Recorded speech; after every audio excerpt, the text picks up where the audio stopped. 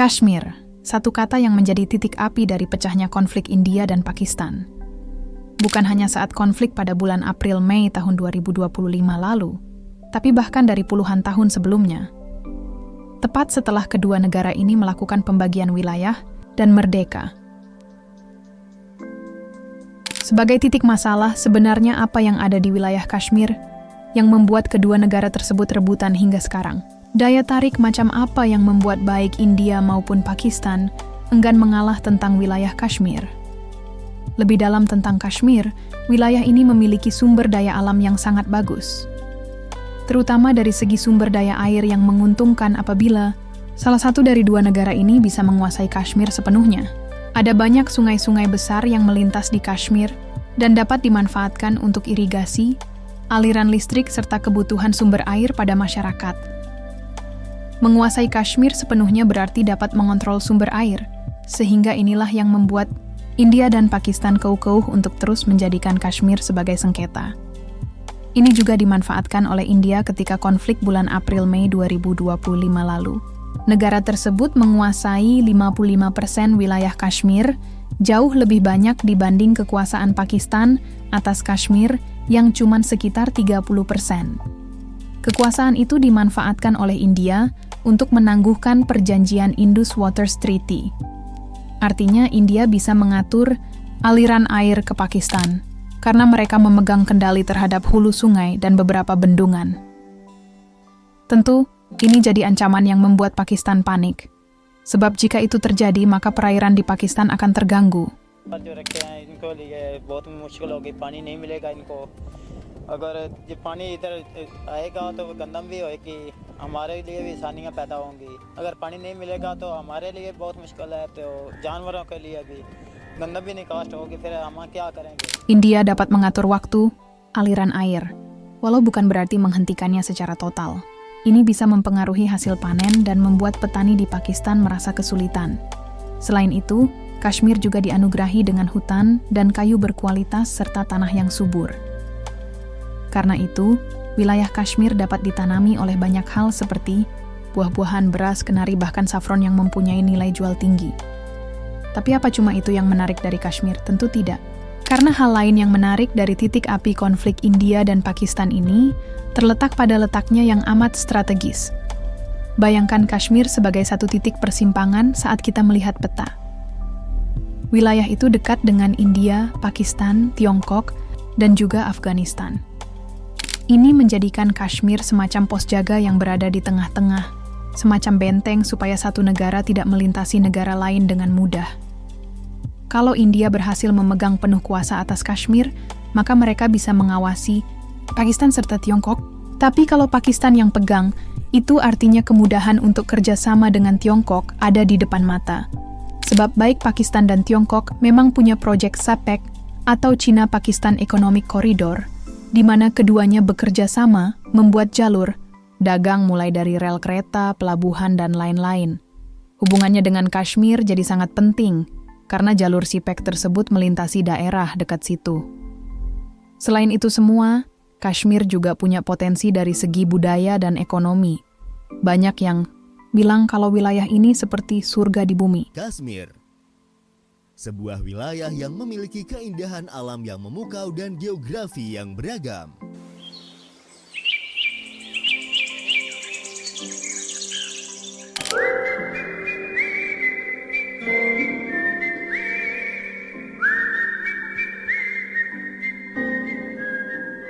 Karena warisan budaya dan alamnya yang benar-benar bagus. Jika saja Kashmir aman, bukan tidak mungkin kalau dari segi ekonomi, wilayah ini bakalan maju dan dikunjungi oleh banyak orang untuk wisata maupun mengenal budayanya.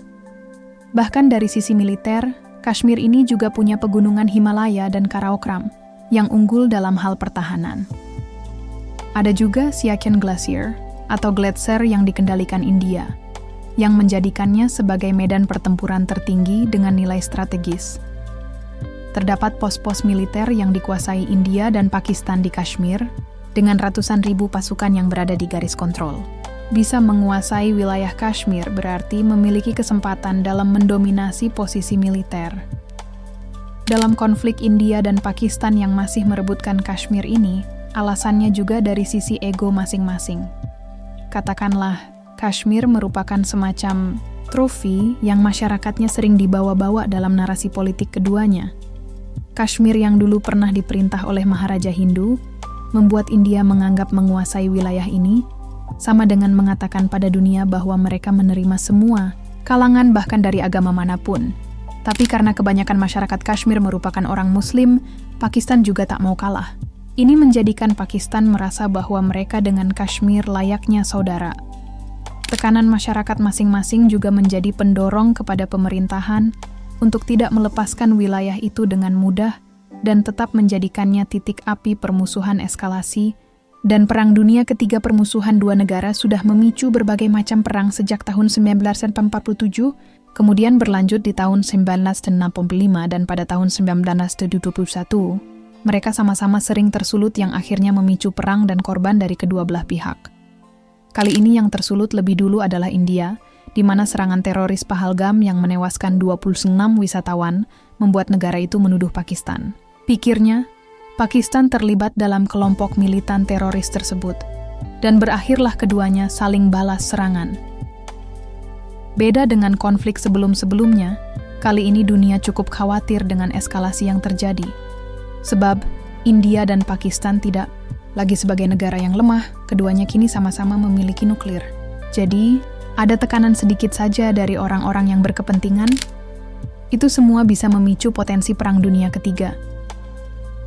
Pakistan punya kekuatan militer yang lebih lemah dibandingkan India. Ini membuat mereka sangat rentan. Bahkan kalau merasa terdesak, bukan tidak mungkin Pakistan akan meluncurkan nuklir tersebut. Ini pun akan memicu serangan nuklir balasan dari India, kalau memang dibutuhkan. Tapi bukan hanya itu. Persoalan Indus Waters Treaty pun dapat jadi penyulut adanya Perang Dunia Ketiga. Karena bisa dibilang, sungai yang mengalir dari Kashmir yang dikuasai India ini sudah kayak urat nadi yang membuat masyarakat Pakistan bertahan hidup. Nekat menghentikan aliran air sama dengan menyatakan perang dari sisi Pakistan sendiri. Selain itu, konflik antara dua negara ini tidak selalu tentang keduanya. Karena baik di sisi India maupun Pakistan, juga ada negara-negara yang bisa saja terlibat.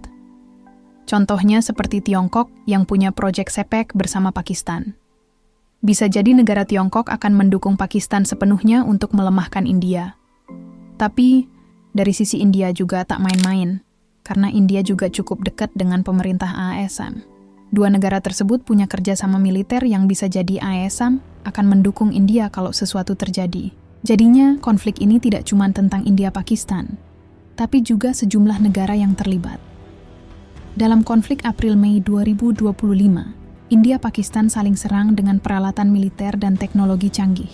Mau tidak mau, beberapa pemimpin negara lain inisiatif untuk mendamaikan mereka.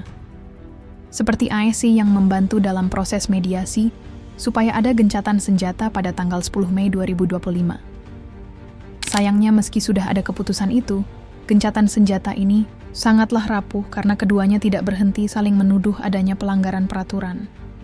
Jadi kesimpulannya adalah, risiko Perang Dunia Ketiga tetap ada walaupun persentasenya sangat kecil. Pakar John Mearsheimer juga menekankan bahwa situasinya sangat berbahaya karena India-Pakistan punya senjata nuklir. Hal ini juga sejalan dengan ketimpangan militer dari keduanya, yang mana Pakistan jauh lebih lemah dibandingkan India. In the past, the United States has intervened in crises between these two countries to go to great lengths to shut them down. Mainly what we've tried to do is make sure that the Indians didn't launch a major attack against Pakistan, which would then leave Pakistan maybe to use nuclear weapons. But you don't have the sense that the Trump administration is paying careful attention to this conflict, or that President Trump will intervene in a major way to dampen down the tensions the way previous presidents have, because he's so busy on so many other fronts. So it could be the case, let's hope this is not the case, that this one could spin out of control and you could have a real war and nuclear weapons might even be used. Faktor-faktor seperti serangan drone, air di Indus dan juga nuklir bisa membuat risikonya semakin membesar. Namun, negara-negara lain juga tidak akan membiarkan hal itu terjadi. Setidaknya dunia akan membantu mediasi India-Pakistan supaya tidak membuat keputusan yang salah dan membuat kekhawatiran global semakin meningkat. Apalagi kalau mengingat sejarah sebelumnya, di mana meskipun sudah memiliki nuklir, kedua negara tetap tidak menggunakan senjata tersebut dan perang berakhir sekali lagi dengan gencatan senjata. Bagaimanapun, dunia tidak akan membiarkan konflik India-Pakistan berkelanjutan. Jadi potensi Perang Dunia Ketiga masih bisa ditekan untuk tak terjadi. Bisa disimpulkan juga bahwa meskipun Kashmir merupakan titik api atas permusuhan India-Pakistan, tapi sebenarnya permasalahan dua negara ini lebih dari itu.